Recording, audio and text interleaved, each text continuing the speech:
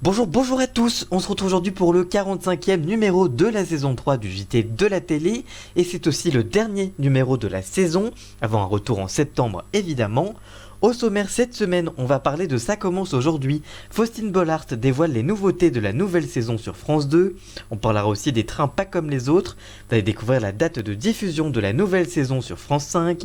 On parlera ensuite de la France à un incroyable talent. David Ginola quitte l'émission de M6, on vous dira tout. Enfin, on terminera avec les Marseillais vs le reste du monde. Vous allez découvrir le casting de la nouvelle saison qui arrive à la rentrée sur W9. Sans oublier, comme chaque semaine, le zapping de la semaine. Cette semaine, on parlera de la nouvelle grille de BFM TV et notamment de Ruth Elkrief qui arrête sa quotidienne. On parlera aussi de Sophie Davant qui réagit au départ de Pierre-Jean Chalençon et enfin de Éric Dupond-Moretti qui du coup ne sera pas sur Europe 1 à la rentrée. On reviendra sur ça dans l'émission.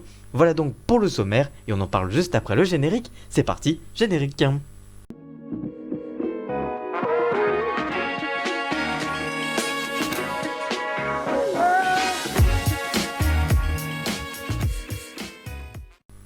Après 4 saisons, France 2 va faire évoluer son programme de l'après-midi. Ça commence aujourd'hui avec Faustine Bollaert. C'est dans une interview accordée jeudi dernier à Ouest France que Faustine Bollaert a annoncé les nouveautés de son magazine. Elle commence d'abord par faire un bilan de la saison. Je cite « Je termine cette 3e saison toujours aussi curieuse et passionnée de l'autre », confie-t-elle. Par ailleurs, elle a annoncé les nouveautés de la saison. La saison prochaine, j'ai très envie d'aller sur le terrain, de faire des émissions en situation, des semaines spéciales, pourquoi pas dans une maternelle, un EHPAD ou encore un hôpital. L'animatrice précise, je cite, « Cela fait 2 ou 3 ans que je me bats pour le faire et je pense que ce sera la nouveauté de la rentrée », avance donc l'animatrice. Cette saison, Ça commence aujourd'hui, a atteint des records d'audience avec un record le 20 mars dernier avec 1,5 million de téléspectateurs au rendez-vous. Le programme sera diffusé tout au long de l'été. Des inédits d'abord seront proposés jusqu'au 17 juillet prochain, puis France 2 basculera en best-of jusqu'au retour de l'émission en septembre. Petit instant auto-promo, comme vous le voyez sur votre écran, j'ai créé un TikTok pour cette chaîne et mon compte Instagram d'actualité. Tout ça c'est d'ailleurs dans la description. Et donc j'ai créé un TikTok où ce sont des vidéos complètement inédites de celles que je fais sur YouTube. Donc si ça vous intéresse, je vous le mets ici et il est disponible dans la description également. Donc si ça vous intéresse, n'hésitez pas à aller voir et à vous abonner évidemment. Voilà donc pour ce petit instant auto-promo et on revient tout de suite au programme évidemment.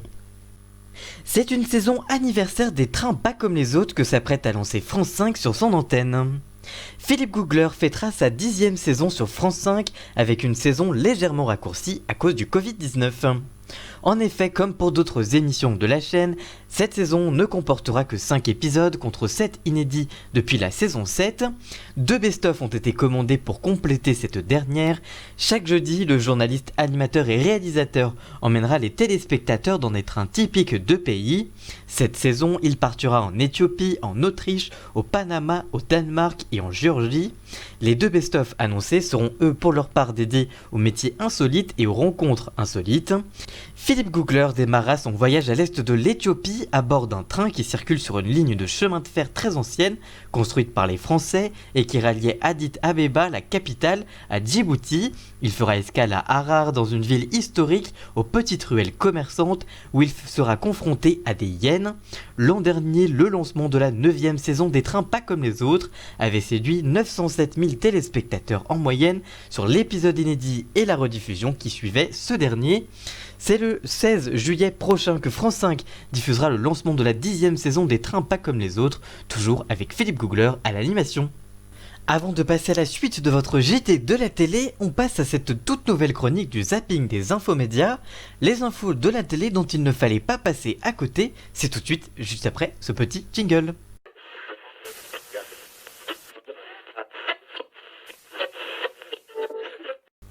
On commence donc ce zapping de la semaine avec Ruth Elkrief qui ne sera plus à la tête de la tranche d'information en access de BFM TV. Elle l'a annoncé elle-même dans les colonnes du journal du dimanche. La journaliste était pourtant à l'antenne depuis 2005 sur la chaîne d'info. Toutefois, elle ne compte pas quitter la chaîne du groupe Altis. Cette dernière souhaite, je cite, s'éloigner un peu de l'info en continu pour privilégier l'approfondissement, la réflexion. D'abord, elle aura la charge de la préparation de l'élection présidentielle et d'une grande interview interview hebdomadaire. Cette dernière sera proposée le samedi vers 13h, puis dans la soirée, et sera enregistrée, je cite, hors studio, en situation, et inclura des images. L'invité ne sera pas forcément politique, mais sera, je cite, quelqu'un au cœur de l'actualité de la semaine. On reste sur BFM TV avec les changements de grille attendus à la rentrée. Selon PureMedia.com, Alain Marchal, l'un des animateurs des grosses têtes sur RMC Story et RMC du groupe Altis, qui appartient aussi à BFM TV, devrait lui présenter la fameuse tranche de 19h-21h de Routel Krief. Au sommaire de l'émission, de l'actualité pure pour se démarquer des débats d'opinion à la même heure sur CNews notamment. Toujours selon le site spécialisé, Mathieu Croix-Debeau, l'ex-patron de l'Obs, deviendra éditorialiste dans la matinale de BFM TV, en remplacement de Christophe Barbier, qui restera toutefois éditorialiste pour la Seine-Info. Enfin, Bruce Toussaint abandonne la tranche du 22h minuit en semaine, remplacé par Maxime Switek qui quitte lui C'est à vous. Bruce Toussaint présentera pour sa part la tranche du 9h à midi et baptisé le Live BFM. A noter que Alice Barfeuille permute avec Céline Pitelet et animera le 22h minuit des vendredis, samedis et dimanches.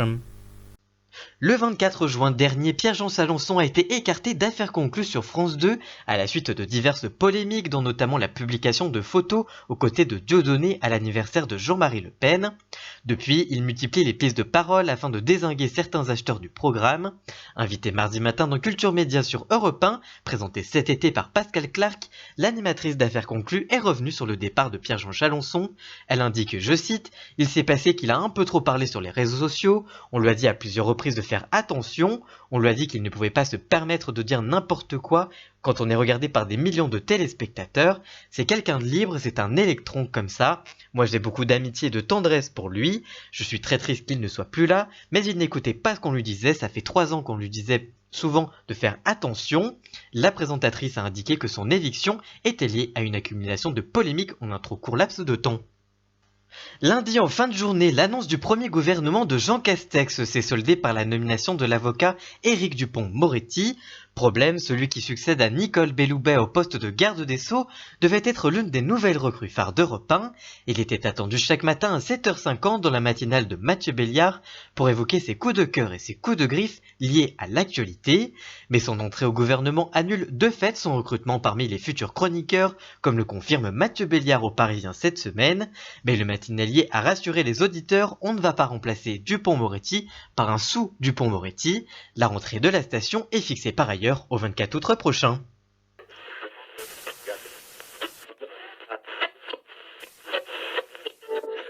Alors que M6 diffuse actuellement la version spin-off intitulée La bataille du jury, le divertissement de M6 va changer d'animateur. Si le jury composé d'Éric Antoine, Hélène Ségara, Marianne James et Sugar Sammy sera renouvelé dans son intégralité, selon PureMedia.com, un nouvel animateur sera aux commandes de l'émission. En effet, selon leur information, David Ginola ne sera pas à la tête du divertissement à l'automne prochain, après 4 saisons. L'ex-footballeur était à l'antenne depuis 2016, mais selon le site spécialisé, l'homme quitte M6 dans les prochaines semaines. En France, le télécrochet a déjà beaucoup changé de présentateur. D'abord Alexandra Sublet entre 2006 et 2008, puis c'est le duo Alex Good-Sandrine Cormand de 2009 à 2013 qui avait pris la relève. Ensuite, c'est Alex Good et Louise Ekland en 2014. Enfin, c'est Alex Good qui était en solo l'année suivante, avant l'arrivée de l'ancien footballeur. Après le départ du duo Alex Good et Sandrine Cormand, la France, à un incroyable talent, avait connu une légère baisse d'audience.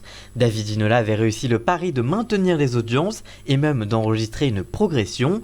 La saison 14, diffusée à l'automne 2019, avait convaincu 3,2 millions de Français, pour une part de marché de 15,7% du public en audience veille. Sur cible, le programme avait même rassemblé 24,1% des femmes responsables des achats de moins de 50 ans. La prochaine saison de l'émission est attendue dans les prochains mois. Petite info de dernière minute, on vient juste de l'apprendre ce vendredi, c'est Jean-Marc Morandini qui a appris le remplaçant de David Ginola à la présentation de La France, un incroyable talent. Le choix s'est porté sur Karine Le Marchand, l'animatrice de L'amour est dans le pré, est en fait une émission produite également par Fremantle, comme L'amour est dans le pré. C'est donc un retour aux sources pour Karine Le Marchand, qui n'a pas animé d'émission en solo en plateau depuis un Air de Star en 2013, une émission qui n'avait pas énormément marché sur M6 à l'époque. Malgré tout, la chaîne renouvelle sa confiance envers l'animatrice. À la rentrée de septembre, le duel reprend entre les Marseillais et le reste du monde de la télé-réalité sur W9, une saison forcément tournée dans des conditions particulières à cause du Covid-19. En effet, la crise sanitaire va pousser Banijay, la société de production des Marseillais vs le reste du monde, à prendre des mesures drastiques avant le début du tournage. Dans le journal Le Monde, François de Brugarda, le patron de la société, indique, je cite, « Nous travaillons sur un protocole avec une mise en quarantaine des candidats et des équipes avant le tournage. Pour les internautes, il est donc plus facile de savoir quel candidat se trouve en quarantaine dans un hôtel. Ainsi, vous retrouverez sur la ligne de départ du côté des Marseillais la révélation de la dernière saison du programme Victoria Mayholt, mais aussi Maëva Guénam, Julien Tanti, Manon Marceau, Naka, Paga, Greg, Kevin Goed, Carla Moreau, Héloïse Appel, Benjamin Sama ou encore Nicolas Ferrero, qui devrait donc faire partie de l'aventure. Mais ce n'est pas tout, la star du programme Jessica Thévenin, suivie par près de 5,6 millions d'abonnés sur Instagram, est arrivée en France le mardi 23 juin, accompagnée de son mari Thibaut Cureau et de son fils Mylon. Le couple devrait donc venir dans la villa de leur fraté pour quelques épisodes. Pour la production, mauvaise nouvelle, la deuxième nouvelle recrue de la saison aux Caraïbes, Océane El Imer, ne sera pas présente. Cette dernière s'est blessée et l'opération chirurgicale qu'elle a subie devrait l'éloigner des tournages. Je cite, « Je serai 5 semaines en attel pour une période de rétablissement et 1 mois en centre de rééducation sportive pour me remettre au plus vite. » Du côté du reste du monde, très peu de noms ont fuité. Sans surprise, Nicolas Lodzina fera face aux Marseillais comme lors des précédentes saisons, tout comme sa compagne Laura Lampica.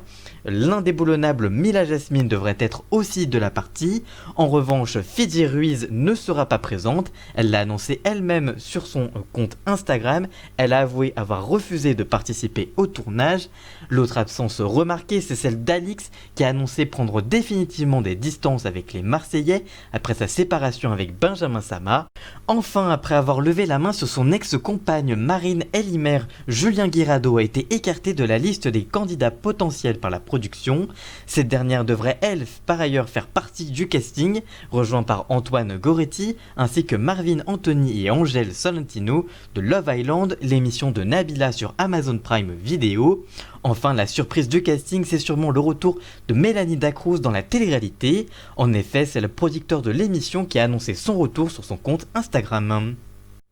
Voilà, c'est la fin de ce dernier JT de la télé saison 3. S'il vous a plu, n'hésitez pas à le liker, le commenter, le partager et même à vous abonner. Nous, on se donne rendez-vous en septembre pour la saison 4 avec plein de nouveautés. Je ne vous abandonne pas totalement cet été puisque chaque vendredi, vous avez rendez-vous avec le JT de l'été, la version estivale de cette émission. Ensemble, on décryptera l'actualité des médias dans un format beaucoup plus court. Je vous souhaite donc un très bon été et rendez-vous fin août pour le retour du JT de la télé tel que vous le connaissez et à la semaine prochaine pour le retour du JT de l'été. A très bientôt, ciao!